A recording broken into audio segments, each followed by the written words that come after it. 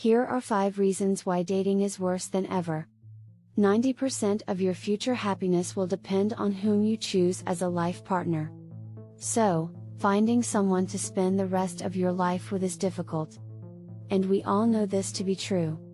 Even if we're seeing each other. I'm so happy that I met my husband before Tinder became popular. Finding a good guy or girl to date is getting harder and harder. Someone who wants a casual friendship is easy to find. People who aren't looking for anything important are easy to find. With all the new technology, you might think it's easy to find love because your options aren't just in your town or country, but that's not true. Because things are so hard to understand now, technology has made it even harder to find someone you can spend your whole life with. I sometimes feel really old because I don't know half the terms people use today to discuss their relationships. The current dating scene is getting more and more dangerous. Even if you don't count the bad things in culture and society, dating is hard. No matter how old you are or what gender you are, these are the 5 types of relationships you should avoid if you want to find your life partner. 1. Relationships. According to the Oxford Dictionary, a situationship is a romantic or sexual relationship that is not official or settled. This means that your relationship is somewhere between casual dating and a serious one. So, there isn't a clear answer. You never know what's going on or what your partner will do. They want to go on dates with you and love spending time with you, but they don't want to meet your parents or even your friends. Because one person is almost always more involved than the other, this will only lead to someone getting badly hurt. 2. Fake pages. Almost everyone who dates today has met someone through a fake website. You've been texting someone for months, and then you find out that he or she is 50. That's the worst case, though. I once read a book about a woman who was seeing a man who turned out to be married and had 2 kids. And it's crazy how many people lie just for fun. They don't know they are hurting someone's feelings. And making a fake page on any site is so easy. You would never know if I were a boy. But if you've been scammed in this way, you know how bad it is. It will make you doubt everyone you meet afterward. 3. Getting lost. Some people don't have the guts to tell you straight out that they don't see you and someone else getting along. They would rather just not talk to you. These people would rather stop talking to each other than have the decency to break up the right way. And online dating is making it more and more popular in modern dating. I've seen people swipe right on every person they see, even though I don't think they're interested in any of them. And it's so hard to be the one who gets hurt. There is no ending, and it hurts your mental health a lot.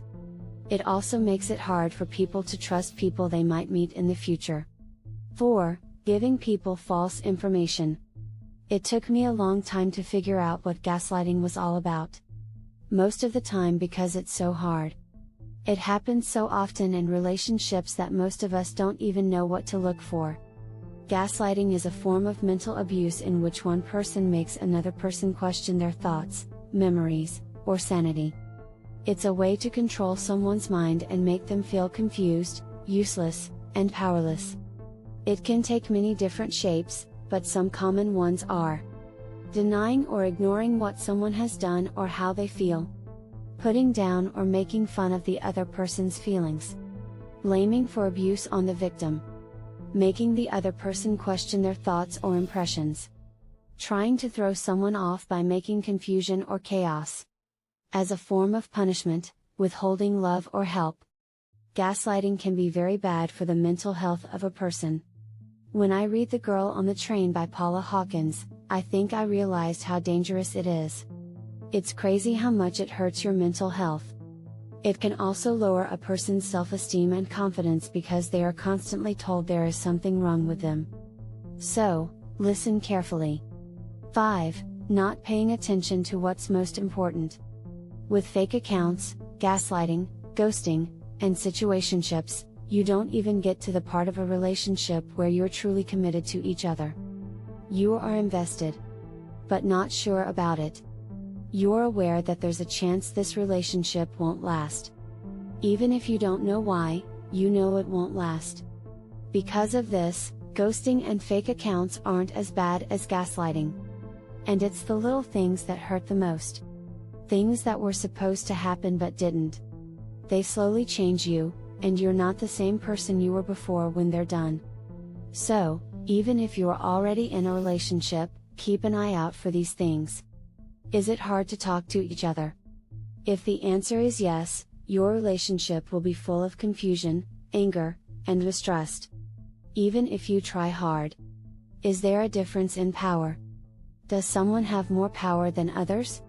If the answer is yes, it can sometimes lead to physical and/or mental abuse and/or taking advantage of someone's money. Is the bond a good one? If the answer is no, and a person is too tied to or depending on their partner, it will be bad for both.